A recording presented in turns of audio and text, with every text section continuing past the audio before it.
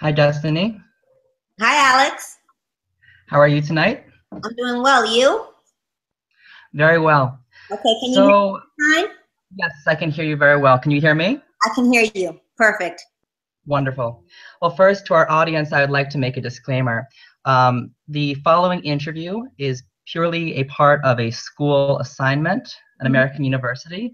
All figures and mentions included in this account are Mm-hmm. completely not meant to be used in libel or slander, but rather just to fulfill a class assignment.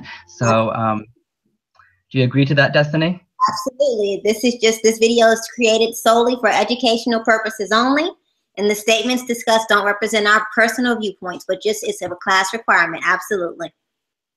Well, yes. And so, to give my background, I am Alex Rimmel. I am a reporter for CNN, and I understand, Destiny, that you are the communication professional for your well-known client, Stevie Wonder's, That's right. and or Stevie Wonder, shall I? That's right. And I and the rest of the world are very aware of the recent crisis that your client has faced um, now in his older years with this scandal regarding his royalty payments. And I wanted to just ask you a few questions, Okay.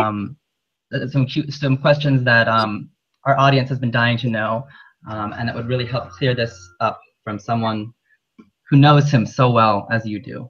I look forward to sharing it with you and your audience. Let's start right now. Wonderful. So my first question, do you feel that there is any or was any way to as you know, Johanna Vagoda was the longtime representative, label representative for your client, for our audience that might not know that. So do you feel that there's any validity to this contract that Stevie signed at age 21 with Vagoda, and why? Okay, so in relation to the validity of the contract, the one thing that is just clearly evident here is that the contract had ambiguous and misleading language, which in effect, the language was ambiguous. Therefore, Stevie, at the age of 21, when he did sign this contract, he was clearly unable to make an informed decision, and he clearly was unaware of the implications that were embedded within this contract that were kind of weaved in and sort of sneakily embedded without Stevie being fully aware of what he was signing.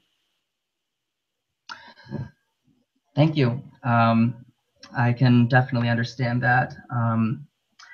Now, what is your client's ultimate goal? We recently found out that Stevie Wonder, your client, had filed a lawsuit because the late widow of the now deceased Vagoda, Ms. Susan Strack, had been actually had the 6% royalty payment agreement of the clause on his contract assigned over to her, and your client sued Susan Strack for a Yes. sum of which she countersued at $7 million in damages. What would you say was or still is the goal of this ongoing battle with Miss Susan Strack? Right. Well, like one thing we have to always remember is here, this is a matter of asymmetric information.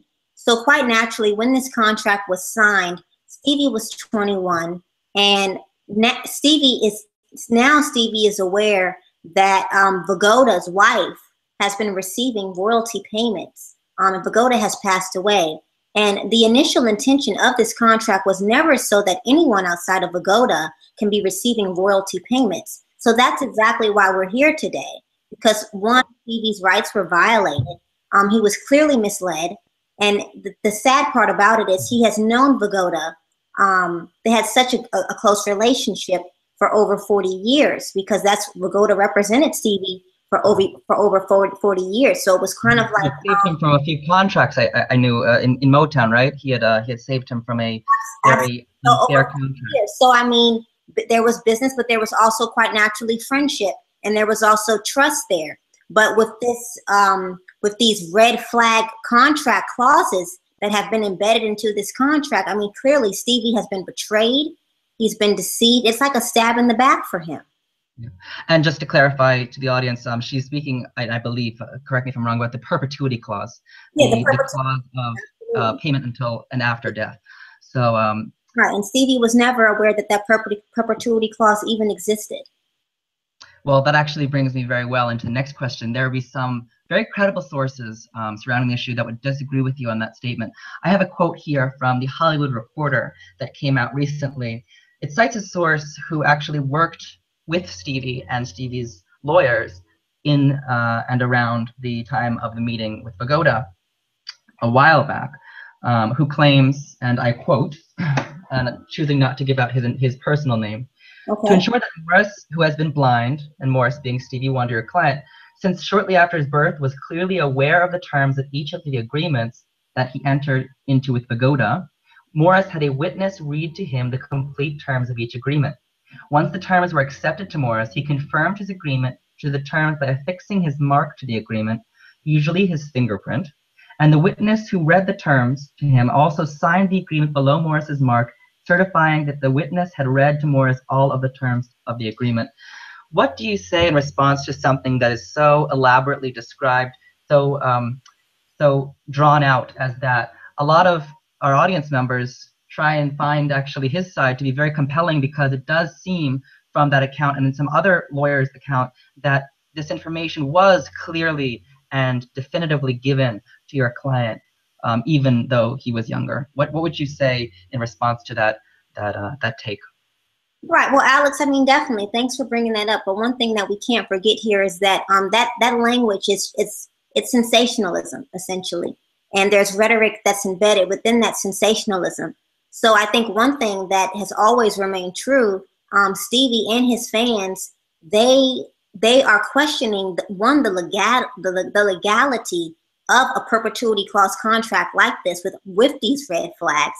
And even though the people who claimed that Stevie was aware, they're just there to protect their intuitions and protect their reputation. That doesn't necessarily mean that their intentions were pure. And also, just because something was reported, we know that that does not directly imply that those statements, right? So we cannot just, automatically assume that those statements are accurate, because truth be told, Stevie was misled, he was bamboozled, he was manipulated at the tender age of 21, just being a young gentleman signing a contract. And the bottom line here is that Pagoda has to be accountable here. And Stevie, we have to emphasize the fact that Pagoda doesn't have the right, or anyone for that matter, doesn't have the right to take advantage of a blind individual, right? Yes, and many of our audience members would definitely agree with that statement. There was definitely a lot of loose ends in this case.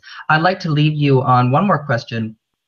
So, being the communication professional, the one that has been closest in recent days with your client, will either you or Stevie be making any public statements soon? As we've noted, around this crisis, there hasn't been a public statement, and particularly will that public statement be directed towards Ms. Strack?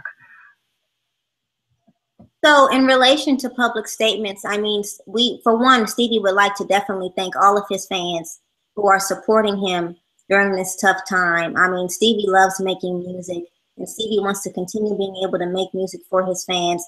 This is just something that's on the back end that Stevie knows that he rightfully is entitled to. It's just injustice on the back end. But in relation to public statements, I mean, this is part of the reason why, I'm just so straightforward. I'm here with you now. I'm doing multiple rounds. I know that you won't be the first or the last that I'll be speaking to in relation to these situations, because guess what? A lot of people do have answers, and they deserve to hear the truth. And that's exactly what Stevie and I stand beside, is making sure that the truth is disseminated.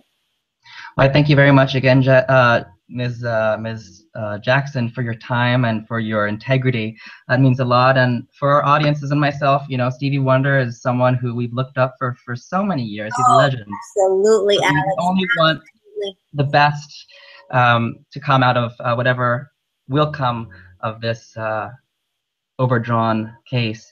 And on that note, I wish you and Stevie and all of his fans and those working with him the best of luck.